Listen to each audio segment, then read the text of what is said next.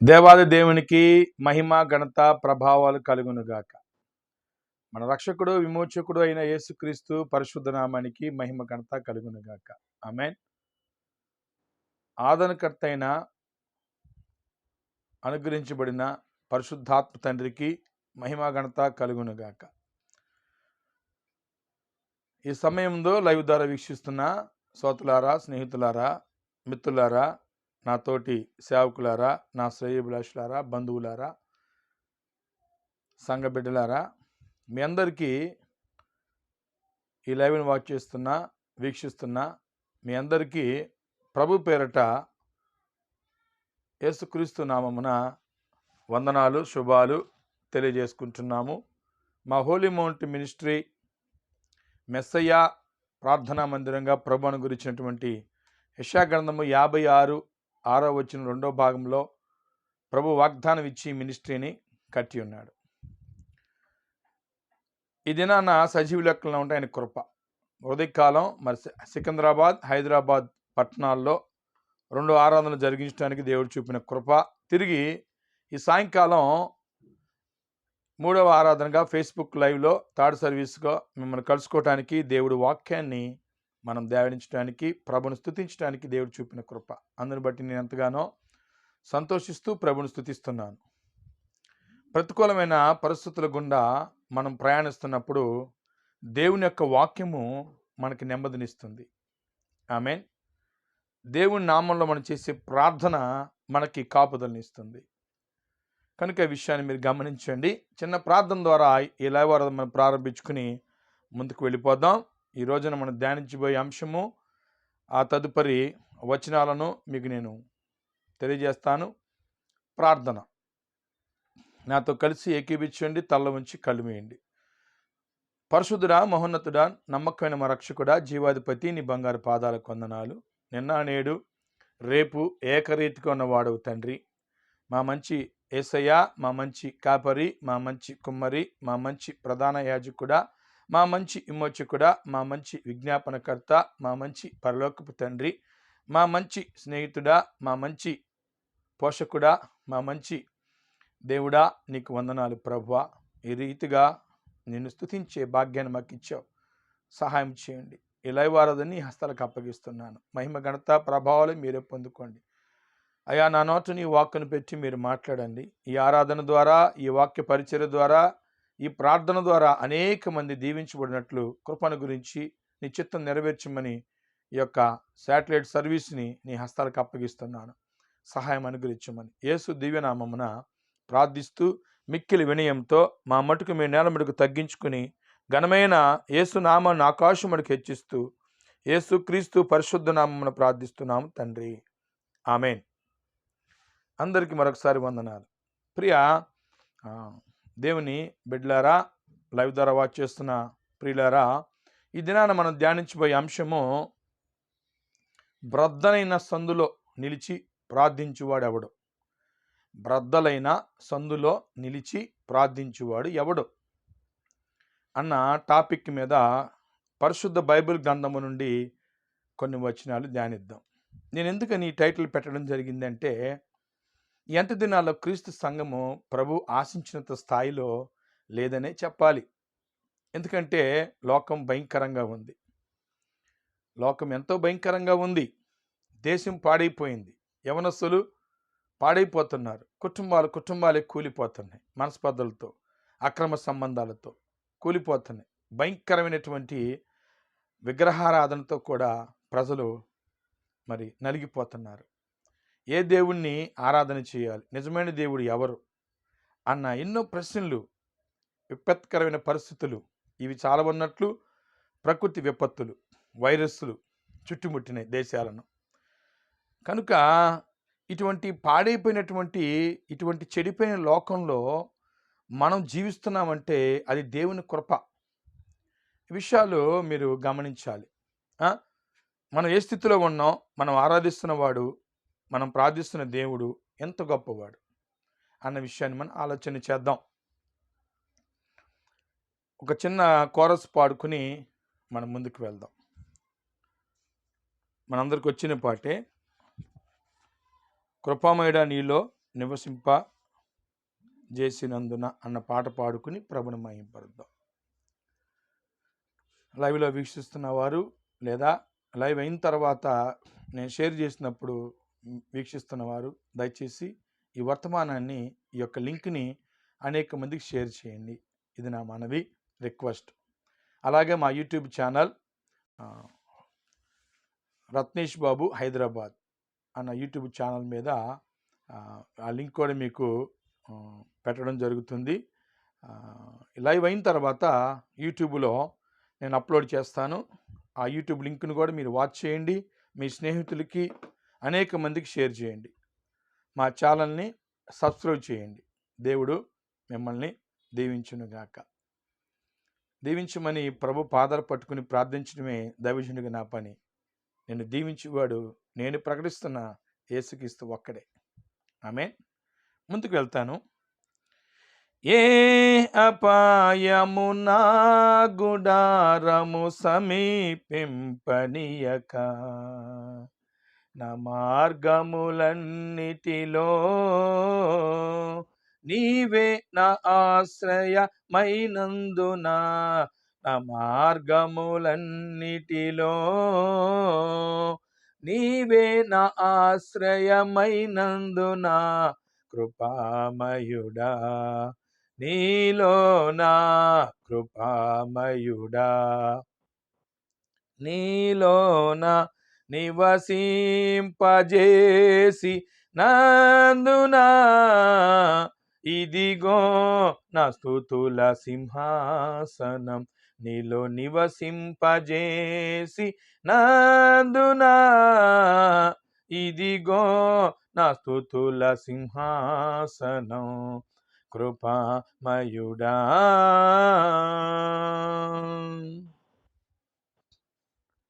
చీకటి నుండి వెలుగులోనికి నన్ను పిలచిన తేజోమయ, చీకటి నుండి వెలుగులోనికి నన్ను పిలచిన తేజోమయ, రాజవంశములో యాజకత్వము చేసేదను, నిరాజవంశములో యాజకత్వము చేసేదను, కృపామయుడా నీలోనా, కృపామయుడా నీలోనా నివసింపజేసినందునా,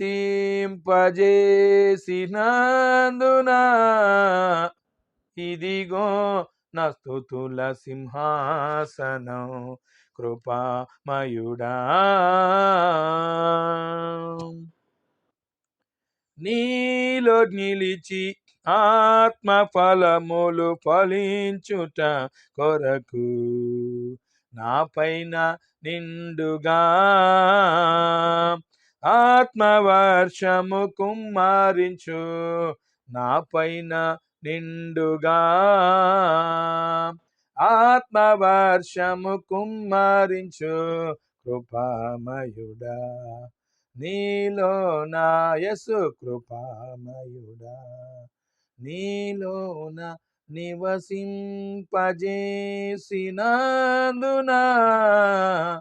ఇదిగో నా స్తుతుల సింహాసనం, కృపామయుడా. ఏ యోగ్యత లేని నాకు జీవ కిరీటమిచ్చుటకు, ఏ యోగ్యత లేని నాకు జీవ కిరీటమిచ్చుటకు, నీ కృపనను వీడక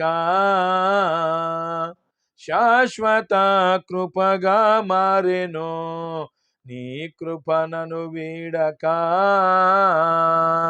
శాశ్వత కృపగా మారెను, కృపామయుడా నీలోనా, కృపామయుడా నీలోన నివసింపజేసి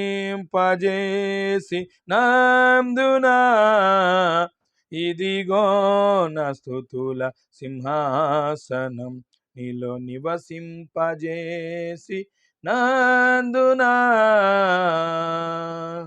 ఇదిగో నా స్తుతుల సింహాసనం కృపామయుడా. సమస్త మహిమ యేసుకే కలుగును గాక. ప్రైజ్ ది లార్డ్ పరిమళమ్మ గారు, ప్రైజ్ ది లార్డ్ మాధవి గారు, praise the Lord Parimala sister, praise the Lord angel. నా వాయిస్ మీకు క్లియర్గా ఉందా?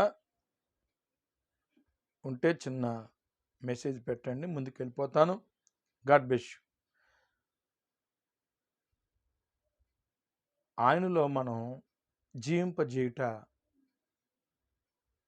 దేవుని యొక్క గొప్ప చర్య. ఆమేన్. ప్రభువులో మనము జీవించటం అనేది గొప్ప భాగ్యం. మానవుని ఊహకు కూడా అందనటువంటి దేవుని ప్రేమ. ఆయనలో మనం జీవించటం. ఈ లోకంలో మనుషులు ఉదయకాలం 56వ కీర్తన మందిరంలో ధ్యానించాం. ఎంతో లోతైన సంకీర్తన. దావీదు తనను మృంగివేయ వారిని గురించి, తన మీద నింద మోపిన వారిని గురించి, తనపై నేరారోపణ చేసిన వారిని గురించి, తనను తరుముతున్న వారిని గురించి, తన కాలు జారుతుందేమో పట్టుకుందామన్న వారిని గురించి ప్రార్థిస్తూ దేవుని మీద విశ్వాసం ఉంచి, నా శత్రువుని నేను నీకు మొరపెట్టినప్పుడు నా శత్రువులు వెనుదిరిగెదరు అని 56:9 కూడా దావీదు చెప్తాడు. ఇటువంటి మనుషుల మధ్య లోకంలో మనం జీవిస్తున్నాం. ఈ ప్రతికూలమైన వాతావరణంలో ఎవరు నిన్ను అర్థం చేసుకున్నా అర్థం చేసుకోకపోయినా ప్రభు నిన్ను అర్థం చేసుకున్నాడు, ప్రభు నీతో ఉన్నాడు, ప్రభు నీకు తోడై ఉన్నాడు, ప్రభు నిన్ను ఆశ్రయిస్తాడు, ప్రభు చూస్తున్నాడు, ప్రభు సమస్తాన్ని ఎరిగి ఉన్నాడు అన్న విషయంలో ఎప్పుడు మీరు అవిశ్వాసానికి లోను కాకండి. ఆమేన్. పరిశుద్ధ లేఖనాలు సెలవిస్తున్నాయి, విశ్వాసమందు స్థిరముగా నిలిచి ఉండండి.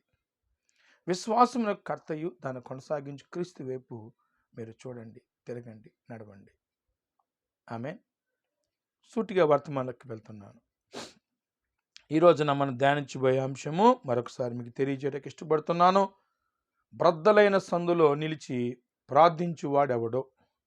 106వ సంకీర్తన పరిశుద్ధ గ్రంథము నుండి 106వ సంకీర్తన 23వ వచనంలో ఈ రీతిగా లేఖనం మాట్లాడుతుంది. అదేమనగా, ఆయన కోపము చల్లార్చుటకై ఆయన ఏర్పరచుకున్న మోషే ఆయన సన్నిధిని నిలిచి అడ్డుపడెను అన్న మాటను లోతైన మాటగా మనం గమనించాలి. అడ్డుపడటం, ఒక విపత్తు, ఒక చర్యకు ప్రతిచర్య. మానవులు చేసిన తప్పిదాన్ని బట్టి దేవుని ఉగ్రత భూమి మీదకి, ఆయన బిడ్డల మీదకి వచ్చినప్పుడు మోషే ప్రార్థన చేసి ప్రభు పాదాలకి అడ్డుపడిన విధముగా లేఖనాలు మనం చూడగలుగుతున్నాం. ఎందుకంటే ప్రియ దేవుని సంగమా, దేవుడు ఐగుప్తులో నుండి ఆయన ప్రజలు బాధలో మొరపెట్టినప్పుడు విన్నాడు. ఇది మీరు నమ్మాలి.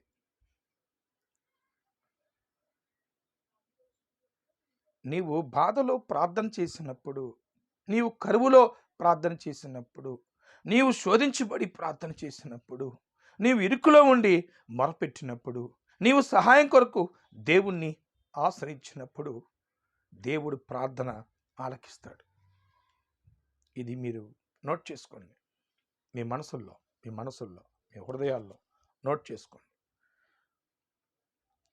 ప్రార్థన దేవుణ్ణి పశ్చాత్తాపంలోనికి, సంతాపంలోనికి తీసుకుని వెళ్ళిపోయింది. ఆ లేఖనాలు మీకు ముందు చూపిస్తాను. ఒక వచనం కూడా మీకు పరిచయం చేయడానికి ఇష్టపడుతున్నాను. మరొక వచనం. ప్రార్థన ఎంత గొప్ప కార్యం చేస్తుందంటే, నెహెమ్యా గ్రంథము 1వ అధ్యాయము మీరు 4, 5 వచనాలు, 6 వచనాలు చూసినట్లయితే అక్కడ ఒక మాట కనబడుతుంది. నెహెమ్యా ఈ విధంగా ప్రార్థన చేస్తున్నాడు. ఆకాశమందున్న దేవా యెహోవా, భీకరుడైన గొప్ప దేవా, నీ బిడ్డలని ఇశ్రాయేలు కుమారులకు విరోధముగా చేసిన పాపమును నేను ఒప్పుకొని, నీ దాసుడు వారి నిమిత్తము ఇశ్రాయేలు కొరకు దివారాత్రములు చేస్తున్న ప్రార్థన ఆలకించి అని ప్రార్థిస్తూ నెహెమ్యాని మనం చూడగలుగుతాం. దేవుడు ఏ ఏ సందర్భాల్లో ప్రార్థన చేస్తాడు, దేవుడు వింటాడు, ఏ సందర్భంలో ఎవరికి నువ్వు ప్రార్థన చేస్తున్నావు. నెహెమ్యా తన ప్రార్థన ప్రారంభంలోనే లేదా తన ప్రార్థన చేయక ముందే ఆకాశముందున్న దేవా యెహోవా, ఇలా వీక్షిస్తున్న మీరు ఎవరన్నా సరే ఈ మాట నాతో కలిసి చెప్పగలుగుతారా? ఆమేన్. నీ ఇంట్లో ఉన్న దరిద్రం, నీకున్నటువంటి తుప్పు, నీకున్న అప్పు, నీకున్న సమస్తము కూడా నీకు ఆటంకం పెట్టి విరోధంగా పనిచేస్తున్న ప్రతి ఆయుధము కూడా యేసుక్రీస్తు నామములో లయమైపోవునుగాక. ఆకాశమందున దేవా యెహోవా అని మనము ఆయన సహాయం కోరినప్పుడు దావీదు 56 కీర్తనలో ఆయన సహాయాన్ని కోరాడు. నెహెమ్యా 1వ అధ్యాయంలో దేవుని సహాయం కొరకు లేదా దేవుడి కృప కొరకు ప్రార్థన చేస్తున్నాడు. ఇక్కడ 106:23వ సంకీర్తనలో మోషే ప్రార్థన చేస్తున్నాడు. ప్రభువా, నీ కోపము చల్లార్చుటకై, ఆయన కోపాన్ని చల్లార్చుటకు ఆయన ఏర్పరచుకున్న మోషే ఆయన సన్నిధిని నిలిచి అడ్డుపడెను. దేవుడు ఐగుప్తులో ఇశ్రాయేలు చేసినటువంటి ప్రార్థన వారి బాధల్లో మొరపెట్టినప్పుడు విన్నాడు. విని దిగి వచ్చాడు, వారిని పరామర్శించాడు, వారిని పలకరించాడు, వారిని ఓదార్చాడు, వారిని ఆదరించాడు. నేను తోడై నన్ను భయపడకుడని వారికి అభయాన్ని ఇచ్చాడు, వెన్ను తట్టాడు, నడవమని చెప్పాడు. ఆమేన్. ఆ రీతిగా వారు ప్రయాణమైనప్పుడు మార్గ మధ్యలో సియోను పర్వతం యొద్ద మోషే ప్రార్థన చేయటానికి ఆ కొండ మీదకి వెళ్ళినప్పుడు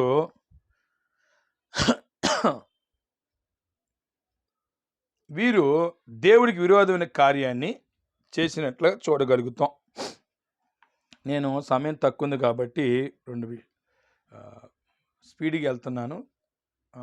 జాగ్రత్తగా వాచ్ చేయండి, శ్రద్ధగా నన్ను వెంబడించండి. దేవుడు వారిని ఆ రీతిగా ప్రయాణంలో పలకరిస్తూ అనగా, నేను ఎందుకు నా పదాలు అన్నానంటే, తోడై ఉన్నాను, భయపడకండి, పరామర్శించాడు, పలకరించాడు. ఎందుకన్నానంటే, వారు ఎర్ర సముద్రం దగ్గరికి వచ్చినప్పుడు ఎర్ర సముద్రాన్ని పాయలు చేసి ఆరిన నేల మీద నడిపించాడు.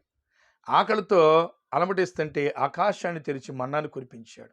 దాహంతో అలమటిస్తుంటే బండ నుండి నీరు ఇచ్చాడు. ఇలా ఎన్నో అద్భుతాలు చేసి ఆయన వారిని నడిపిస్తున్నప్పుడు వారు ఒక మాట నేను ఇక్కడ రాసుకొచ్చాను. తిరుగుబాటు అనేది ఎలా ఉంటుందంటే ఒక సూచనట. తిరుగుబాటు అది దేవుడి మీద అవ్వచ్చు, భర్త భార్య మీద అవ్వచ్చు, లేదా భార్య భర్త మీద అవ్వచ్చు, అన్న తమ్ముడి మీద కావచ్చు. మెడ వంగని వారి వలె దేవుడు ఆత్మను ఇశ్రాయేలు ప్రజలు దుఃఖపెట్టారు. ఆయన వారిని అంతగా ప్రేమిస్తే వాడు మెడ వంగని వారయ్యట.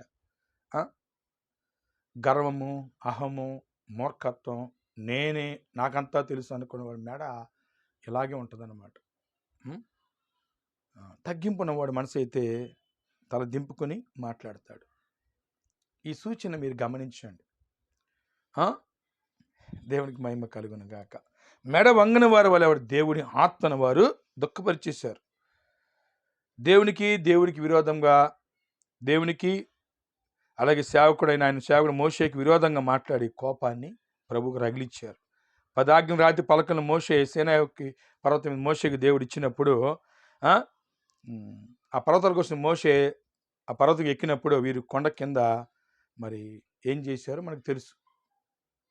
దేవుడు ఆత్మను దుఃఖపెట్టారు. దేవుడు ఆత్మని వారు దుఃఖపెట్టి చేయరాని కార్యాన్ని చేసి ఒక దూడను ప్రతిమగా చేసుకుని మ్రొక్కి ప్రభువుని దుఃఖపెట్టారు. వెంటనే దేవుని ఉగ్రత ఆ ప్రజల మీదకి వచ్చేసింది. అప్పుడు చేస్తున్న మోషే చేసిన ప్రార్థన 106వ సంకీర్తన 23వ వచనంలో ఆయన సన్నిధిని నిలిచి మోషే అడ్డుపడుతున్నాడు. దేవుడు అంటున్నాడు, మోషే నువ్వు ఊరుకో, నువ్వు పక్కకి రా. సంభాషణ ఎంత మధురంగా ఉంటుందంటే లోకంలో ఉన్నవాడికి, పాపంలో ఉన్నవాడికి అర్థం కాదనమాట. ఆత్మలో ఉన్నవారికి, ఆత్మ జ్ఞానం కలిగిన వారికి, పరిశుద్ధ బైబిల్ గ్రంథం గురించి క్షుణ్ణమైన అవగాహన ఉన్నవారికి ఈ సందర్భం అర్థమవుతుంది. బాగా వినండి. దేవుడు ప్రేమించి ఆయన బిడ్డలు విడిపించడానికి మోషేని ఎన్నుకున్నాడు.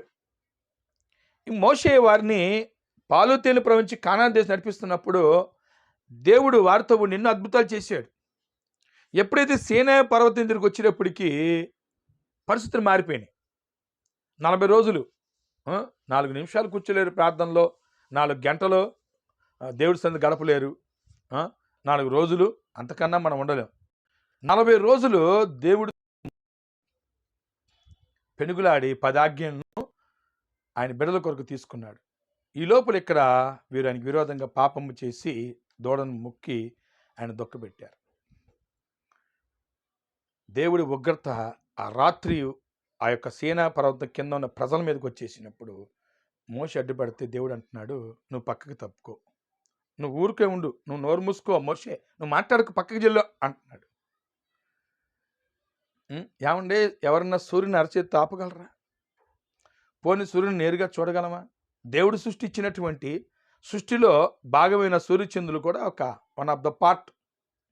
ఆ సూర్యుడిని నేరుగా చూడలేవు. అటువంటిది దేవుని ఎవరు చూడగలరు? ఎవరు చూడలేరు. మరి ఆ దేవుడు చేసే కార్యాన్ని ఆపటము అనేది ఎంత సాహసోపేతమైన నిర్ణయం అండి. ఏం మనసు కలిగి ఉన్నాడు దైవజనుడు. నేను అందుకే టైటిల్ పెట్టాను, బద్దలైపోయిన సందులో నిలబడి ప్రార్థన చేసేవాడు ఎవడన్నా మీలో ఉన్నాడా? దేశాలు యుద్ధాలు చేసుకుంటున్నాయి, అణుబాంబులు తయారు చేసుకుంటున్నాయి, టెర్రరిజం పెరిగిపోయింది, ఆర్థిక ద్రవ్యోల్బణంతో దేశాలు కొట్టబడుతున్నాయి. ఆల్రెడీ మన పక్కన ఉన్న శ్రీలంక కరువుతో కొట్టబడుతుంది. మానభంగాలు జరుగుతున్నాయి, హత్యలు జరుగుతున్నాయి, పరువు హత్యలు జరుగుతున్నాయి. ఒకరి మీద ఒకరు నిందలేసుకుంటున్నారు, అబద్ధాలు ఆడుకుంటున్నారు, ఒకరి సొమ్ము కొల్లగొట్టుకుంటున్నారు. ఈ యొక్క ఫేస్బుక్, వాట్సాప్, ఇన్స్టాగ్రామ్, ట్విట్టర్ ద్వారా అనేక కుటుంబాలు నలిగిపోతున్నాయి. బెదిరింపులతో ఆడపిల్లల్ని లొంగ తీసుకుని పాడు చేస్తున్నారు. దేశం పాడైపోయింది. ప్రతి దేశంలో ఉంది, మన భారతదేశంలో కూడా ఉంది. ఇటువంటి పాడైపోయిన దేశం కొరకు ఆ ఇరుకు బండ సందులో నిలబడి, ఆ కష్టములో, ఆ శ్రమలో, ఆ ఇరుకులో, ఆ ఇబ్బందులో తన స్వార్థం తను చూసుకోకుండా, తన ఇంటివారి కొరకు ఆలోచన చేయకుండా, దేశ క్షేమం కొరకు, పొరుగువారి క్షేమం కొరకు, ఇరుగు పొరుగువారి క్షేమం కొరకు ప్రార్థన చేసి ఒక్కడన్న మీలో ఉన్నాడా? హెచ్కేల్ గ్రంథము 22వ అధ్యాయం 30 వచనంలో ఆ మాట మనం చూడగలుగుతాం. దేవుడే ప్రశ్నిస్తున్నాడు. ఆలోచన చేద్దాం. ప్రతిరోజు మానక మిమ్మల్ని హెచ్చరిక చేస్తున్నాను, ప్రతిరోజు మానక యేసయ్య ప్రేమను మీకు పంచుతున్నాను, ప్రతిరోజు మానక మీ కొరకు ప్రార్థన చేస్తున్నాను. ఒక దైవజనుని ఆవేదన. మీలో ఎవడన్నా నిలబడి పడిపోయిన దేవుడు మందిరాన్ని యొక్క గోడలను కట్టే పనిలో ఉన్నాడా? యెరూషలేము మందిరం యొక్క గుమ్మాలు కాల్చబడినప్పుడు వారి ప్రాకారం నిలబెట్టకు, దిట్టపరుచుటకు యవనస్తులు ఎవరైనా ఉన్నారా? కనీసం నీవున్న స్థలములు ఇప్పుడే సంఘం కొరకు, సంఘక్షేమం కొరకు ప్రార్థించే సమయం నీకుందా? బోలంత బాధ. సరే, ముందుకు వెళ్తాను. మోషే నువ్వు ఊరికే ఉండు మాట. నిర్గమాకాండము 32వ అధ్యాయము 10వ వచనం. కావున నీవు ఊరకుండుము, నా కోపం వారి మీద మండును, నేను వారిని కాల్చివేసి నిన్ను గొప్ప జనముగా చేస్తానని మోషేతో దేవుడు చెప్పాడు. మోషే, నువ్వు సరైన గుండి పక్క తప్పుకో, వీళ్ళ సంగతి నేను చూసుకుంటాను, మొత్తాన్ని తుడిచిపెట్టేస్తాను. నిన్ను నేను ఏర్పాటు చేసుకున్నాను, నీ ద్వారా నేను మళ్ళా నీకు జనాంగాన్ని ఇస్తాను అని చెప్తున్నాడు. చర్యకి ప్రతి చర్య అనేది చాలా ప్రాముఖ్యమైన విషయం అండి. అందుకని మంచి పనుల కోసం మంచి పనులు చేయాలి, మంచి మాట కొరకు మంచి మాట మాట్లాడాలి. మృదువైన మాట మాట్లాడితే క్రోధము చల్లార్చునని సామెతలు 15:1 రాయబడి ఉంది. మాటలు కానీ, పనులు కానీ, మనం వెళ్ళే విధానం కానీ, వెళ్ళే మార్గం కానీ చాలా జాగ్రత్తగా క్రైస్తవుల వారు అనుసరించాలి. అటువంటి భయంకర సమయంలో మనం ఉన్నాం, భయంకర దినాల్లో మనం ఉన్నాం. ప్రియ దేవుని సంగమా, దేవుడు ఎప్పుడైతే మోషేతో మాట చెప్పాడో అప్పుడు మోషే చేస్తున్న ప్రార్థన చూద్దాం. దేవునికి మహిమ కలుగును గాక. 32వ అధ్యాయము 11వ వచనం నుండి చదువుదాం. మోషే తన దేవుడైన యెహోవాను బతిమాలుకొని, యెహోవా, నీవు నీ మహాశక్తి వలన, బాహుబలం వలన ఐగుప్తుల నుండి రప్పించిన నీ ప్రజల మీద నీ కోపము మండనేలా. నెంబర్ 1 పాయింట్, ఒక మాటను ఎత్తిపడుతున్నాడు అనమాట. ఎవరన్నా మన మీదకి కొడతాకు వచ్చినప్పుడు, తిడతాకు వచ్చినప్పుడు, నువ్వు కళ్ళు గుడ్లు పెద్దవి చేసి నువ్వు కూడా కర్ర ఎత్తుక్కుంటే అటు ఇటు పరిగెడతా ఉంటే వాడు ఆగుతాడా? వాడు కత్తో ఖడ్గమో తీసుకుని ఇంకా వెనకాల పడతాడు. అదే నువ్వు నిలబడి ప్రేమతో, ఎందుకు వచ్చింది గొడవ, నా గురించి నువ్వు ఎందుకు అంత కోపం తెచ్చుకుంటున్నావు అని నీ ముఖ కవళికలతో ఆ వ్యక్తిని బ్రేక్ చేయగలగాలి. ఆమేన్. నా భాష మీకు అర్థమవుతుంది అనుకుంటున్నాను నేను. ఆ వ్యక్తి నువ్వు బ్రేక్ చేయగలగాలి, ఆపగలగాలి నీ ముఖ కవళికలతో. నీ ప్రజల మీదకి నీ కోపము మండనేలా అనేప్పటికీ యేసయ్య ఆగాడు. ఆమేన్. ప్రేమతో ఆయన హృదయము సంతోషంతో నింపబడిపోయింది. ఆయన బిడ్డలు చేసిన తప్పు కన్నా మోసే చేసిన ప్రార్థన ఇంపైన సువాసనగా అది యెహోవాకు కనబడింది. నీ బిడ్డల మీద, నీ ప్రజల మీద నీ కోపం మండనేలా. ఐగుప్తుల నుంచి తీసుకుని వచ్చి ఈ కొండల్లో, బండల్లో, రాళ్లల్లో, తుప్పల్లో, ఎడారుల్లో, అరణ్యంలో, ఈ భూమి మీద వీరిని చంపడానికా? చెప్పు ప్రభువా. నీవు అలా చేస్తే ఆ ఐగుప్తీయులు నీ బిడ్డలను చూసి, ఇదిగో వీరి దేవుడు ఎక్కడ ఎర్రకూర, చిక్కుడుకాయ కూర వీళ్ళకు దొరుకుతుంటే అది కూడా పెట్టకుండా అక్కడికి తీసుకెళ్ళి వీళ్ళను నశింపజేశాడు, నాశనం చేశాడు అని వారు చెప్పుకుంటుంటుంటే అది నీకు మహిమా ప్రభువా అని మోషే దేవునికి ప్రార్థన చేస్తున్నాడు. బండ సందులో నిలబడి, బద్దలైనటువంటి బండ సందులో నిలబడి ప్రార్థన చేయగల దమ్ము, సత్తా నీకుందా యవనస్తుడా? నీ జీవితాన్ని నువ్వే పాడు చేసుకుని, నీ శరీరాన్ని నువ్వే పాడు చేసుకుని, నీ మాటలను, నీ ఆలోచన నీవే పాడు చేసుకుంటే నీవు మరొకరికి పనికొచ్చే పాత్రగా ఏ రీతికి ఎంచబడతావు? మోషే అంటున్నాడు, అబ్రహాము దేవా, ఇస్సాకు దేవా, యాకోబు దేవా, నా పితలకు వాగ్దానం చేశావు, ఆకాశపు నక్షత్రాల వలె నీ సంతానాన్ని. చూడండి, దేవుడి మాటతోనే బ్రేక్ చేస్తున్నాడు. మోషే కావాలండి, ఎంత సాహసం కావాలండి. అబ్రహాము దేవా, ఇస్సాకు దేవా, యాకోబు దేవా, మా పితలకు వాగ్దానం ఇచ్చావు, ఆకాశపు నక్షత్రం వలె, ఇసుక రేణు వలె సంతానం అభివృద్ధి చేస్తానని. ఆ వాగ్దానం ఏమైపోయింది? ఇంత ప్రయాసపడి ఇక్కడ దాకా వీళ్ళని తీసుకొచ్చాను, నీ నిర్ణయం, నీ చిత్తం నెరవేర్చడానికి కొద్ది దూరం ముందుకు వెళ్తే మేము ఆ దేశంలోకి ప్రవేశిస్తాం. మోషే సమాధి ఎక్కడుంది ఇప్పటికీ ఎవరికి తెలియదండి. మరుగు చేసేసాడు దేవుడు. ఆ మర్మం చాలా గొప్పదండి. ఐగుప్తు నింద కంటే, దేవుని బిడ్డల కొరకు ఐగుప్తులో ఉన్న ధనభోగాల కంటే క్రీస్తు యేసునందు క్రైస్తవుల కొరకు నింద గొప్ప భాగ్యముగా, దేవుని ప్రజల కొరకు నిందించబడతాం ఎంత గొప్ప భాగ్యంగా ఎంచుకున్న మోషే చరిత్ర. అటువంటి సేవకుడు మళ్ళా నాకైతే బైబిల్లో కనపడలా. పౌలు చరిత్ర చూసినప్పుడు ఆ లక్షణాలు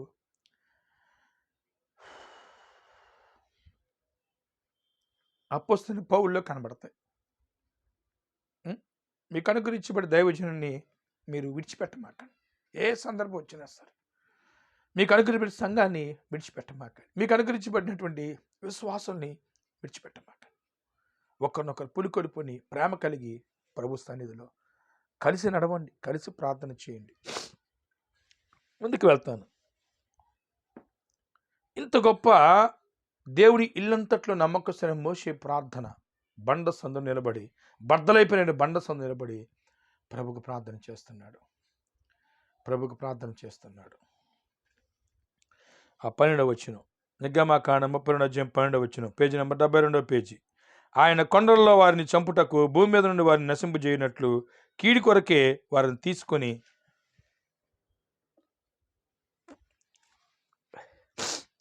తీసుకుని పోయినని ఐగుప్తులు ఎలా చెప్పుకున్న వాళ్ళను కోపాగ్ని మళ్ళుకొని నీవు నీ ప్రజలకు కీడు చేయక దాన్ని గురించి సంతాపపడు పడుము.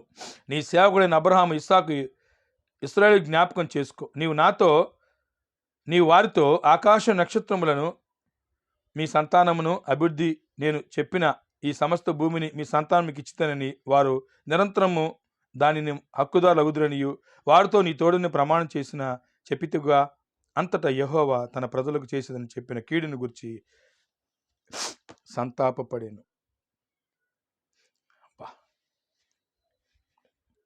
దేవుడు సంతాపపడటం ఇది గొప్ప మర్మం.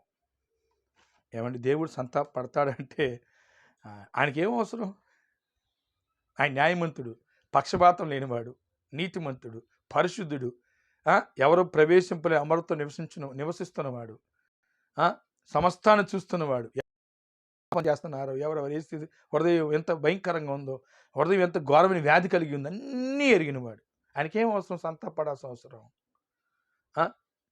దేవుడు వద్దన్నది మనం చేస్తాం, దేవుడు వద్దన్న వాడి దగ్గరికి మనం వెళ్తాం. దేవుడు చిత్తం లేనిది, దేవుడు మరి ఆ పని చేయొద్దని ఆ వెళ్ళొద్దన్న మార్గంలోకి మనం వెళ్తాం. ఆ వ్యక్తులతో తిరగొద్దంటే ఆ వ్యక్తులతోనే తిరుగుతాం.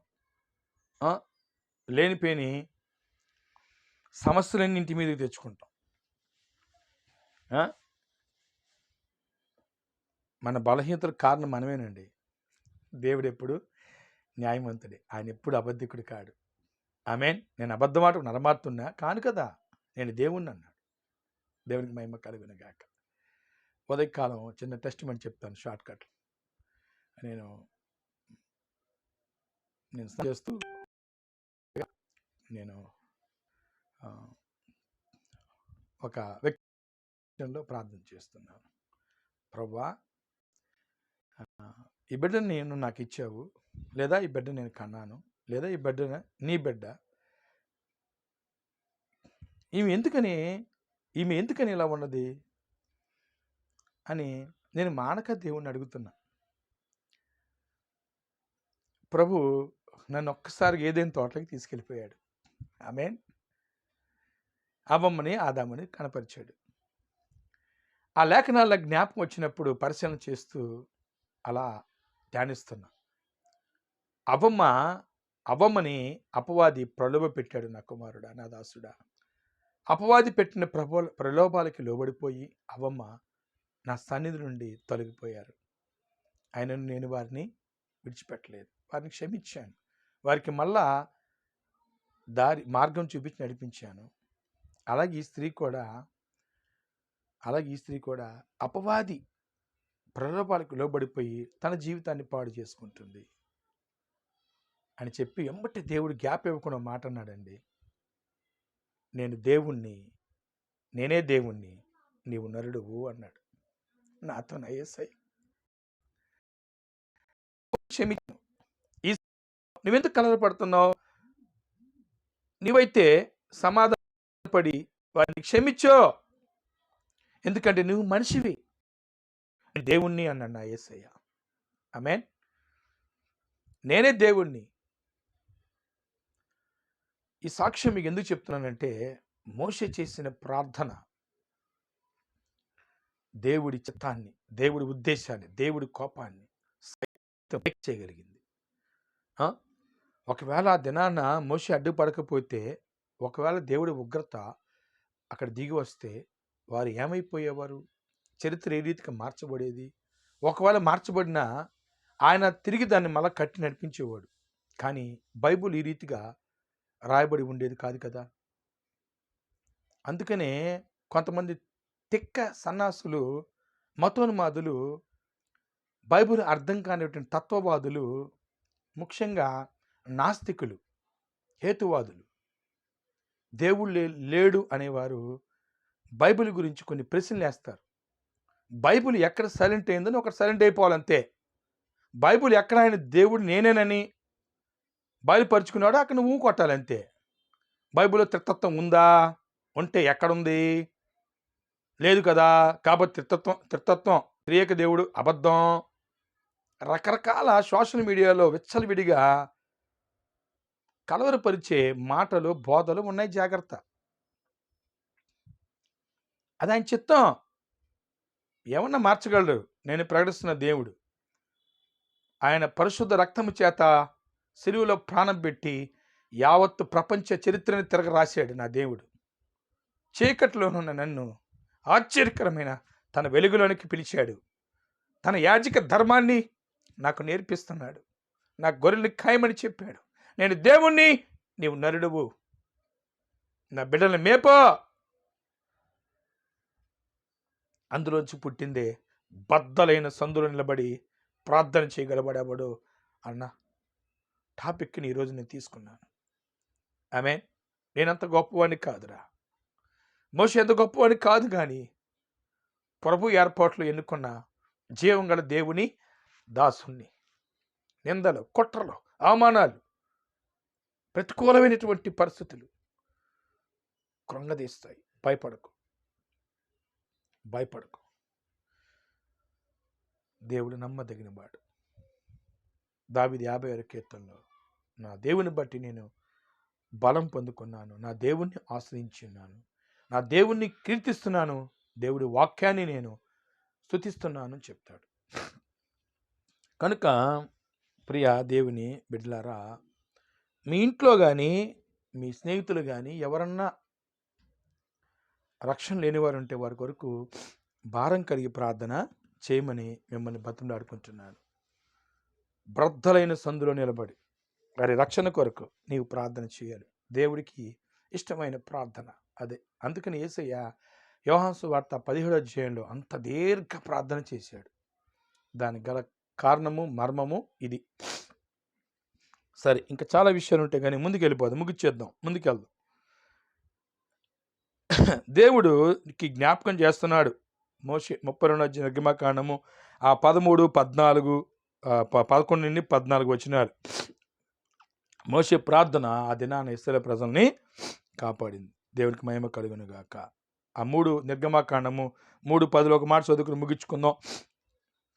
3:10 నిన్ను ఫరో యొద్దకు పంపెదను, ఇశ్రాయేలు నా ప్రజలు నీ ఐగుప్తుల నుండి తోడుకొని వారిని పోవలెను. దేవుడి చిత్తం ఎరిగిన మోషే ఎందుకని ఈ ప్రార్థన చేశాడంటే 32వ అధ్యాయంలో 3వ వచనంలోనే దేవుడు ఆయనతో చెప్పాడు. ఏమని? నీ ఫరో యొద్దకు నిన్ను పంపుతాను, ఇశ్రాయేలు నా ప్రజలను నీవు ఐగుప్తులను తోడుకొని పోవాలి అన్నాడు. ప్రభువా, ఐగుప్తీయులు ఈరోజు ఏమంటారు? ఆ రోజున అన్ని అద్భుతాలు చేసి నీ దేవుడు తీసుకెళ్ళావు కదా వీళ్ళందరినీ, నా సైన్యం అంతా కూడా ఎర్ర సముద్రం, మృత సముద్రంలో మరి ఘోరమైన మరణం పొందారు కదా, మరి ఈ దినాన ఏమైపోయింది నీ దేవుడి మహిమ అని ఎక్కడ ఎగతాళి చేస్తారోనని మోషే నలిగిపోయాడు. దైవజనుడు మోషే నలిగిపోయాడు. 3:10 నాకు ఇచ్చిన వాగ్దానం, ఆదికాండం 12వ అధ్యాయంలో అబ్రహాంకి ఇచ్చిన వాగ్దానం, 18వ అధ్యాయంలో అబ్రహాం ఇచ్చిన వాగ్దానం, 24వ అధ్యాయంలో ఇస్సాకు ఇచ్చిన వాగ్దానం, 28వ అధ్యాయంలో యాకోబుకి ఇచ్చిన వాగ్దానం, ఆదికాండం, వాటన్నిటినీ చక్కగా పొందుపరిచి మోషే ప్రభుకే ప్రార్థన చేస్తున్నాడు. దేవుడు ఎమ్మటే కనికరపడ్డాడు. తన సంతాపాన్ని, తన యొక్క ఉగ్రతని చల్లార్చుకున్నాడు, సంతాపపడ్డాడు. ఆయన బిడ్డలు కలుగునుగాక. ఆమేన్. నీవెలా ఉన్నావు?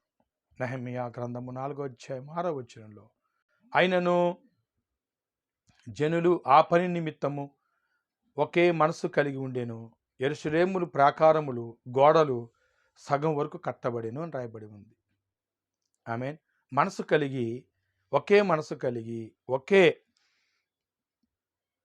ఆలోచన కలిగి ప్రార్థన చేస్తే దేవుడు అద్భుతం చేస్తాడు.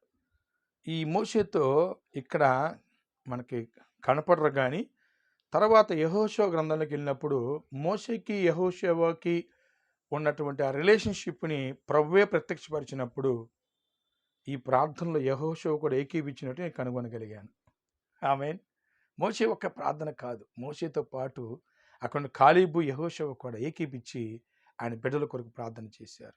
మరి మీ పాస్టర్ గారితో నేను వెళ్తున్న స్థానిక సంఘంలో ఏకీపించి ప్రార్థన చేస్తున్నావా? దైవజనులతో కలిసి నీకు అనుగ్రహించిన సంఘంలో నీ వంతు పని ఏదైతే ఉందో, గోళ్ళ కడుతున్నారా, గుమ్మాలు పెడుతున్నారా, భోజనాలు పెడుతున్నారా, మందిరం ఊడుస్తున్నారా, సువార్త పత్రికలు పంచి పెడుతున్నారా? సువార్తను గ్రామాల్లో ప్రకటించడానికి వెళ్తున్నారా? సువార్తను ఎంతవరకు చేయగలుగుతున్నాం అనేది దేవుడు పక్షపాతి కాడు అని ముందే చెప్పి, ఆయన నీతిమంతుడు, న్యాయమంతుడు. అందరికీ ఒకటే న్యాయం తీరుస్తాడు. ఎవరు ఎక్కువ కాదు, ఒకరు తక్కువ కాదు. దేవుడికి మహిమ కలుగును గాక.